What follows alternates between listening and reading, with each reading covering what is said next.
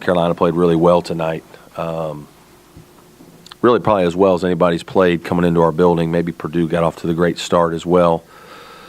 And, the way they're playing right now with a lot of confidence and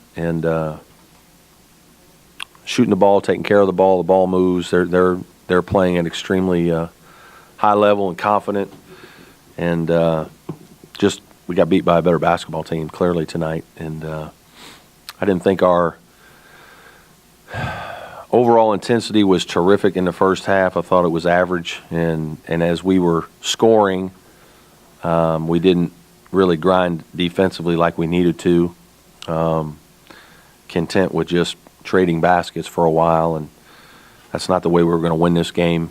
Then we finally had a little bit of a drought in the first half, which we've obviously had in most games, and that's when they pulled away. I thought in the second half we played much harder. I thought Devin played extremely well. Milt played pretty well. But clearly our guard play was very poor. We just had terrible turnovers that cost you. In that kind of situation, we actually had chances to really get the game back in a winnable place a couple times, and just our young guards did not play well. Was there a lack of intensity and focus pre-game in the locker room? No. We had practice for 3 days, and guys were good, and intensity was good. I think just sometimes when your offense goes and you're making some shots and they're making a few shots and all of a sudden there's some rhythm and flow, it kind of feels like a pickup game a little bit, or an AAU game where you just kind of guard him a little bit, see if he makes it, and they guard you a little bit, see if you make it. Guys make it, everybody feels good. We jog back to the other end and just see how long we go until the coaches get upset with it. And clearly I wasn't happy at halftime. Coach Williams said he felt like his guys did a really good job of keeping the crowd out of it early in the test.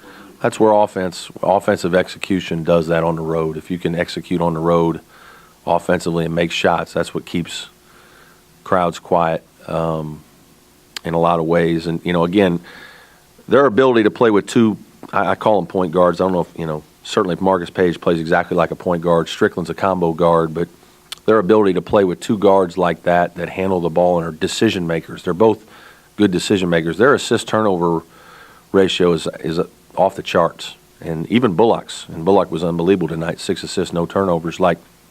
That's difference makers because they're getting a shot on every possession. And with a team that can score, that's dangerous for you defensively. They're also not turning the ball over, which creates transition for you, which allows you in a home court environment to go score and get two baskets together right like that and then get the crowd into it. And so their ability to pass and catch and make decisions is a big part of, in my mind, why they're playing so well right now. Stretch around, I guess the 13-minute mark, you get down to 10, but then you have 4 or 5 possessions. It's terrible.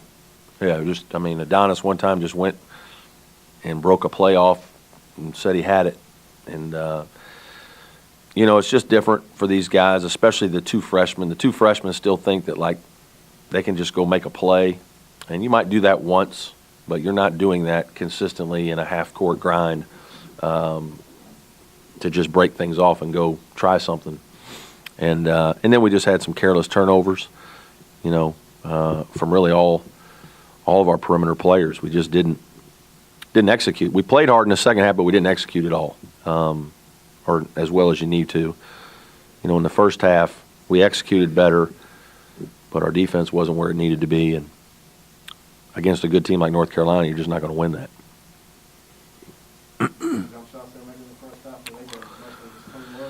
You know what? I thought it was a mix. They certainly had a few clean looks, but they also hit a few, like Leslie McDonald hit one over Roper right in front of us on the bench that was deep. Marcus Page hit a 22, 23-footer like the first 3 of the game. That was like, wow, he doesn't do it that much. I mean, they've got different guys that can make a shot.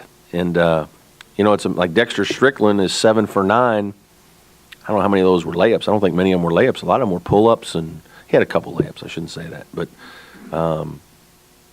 there's a lot of guys there to guard. I mean, there just are. And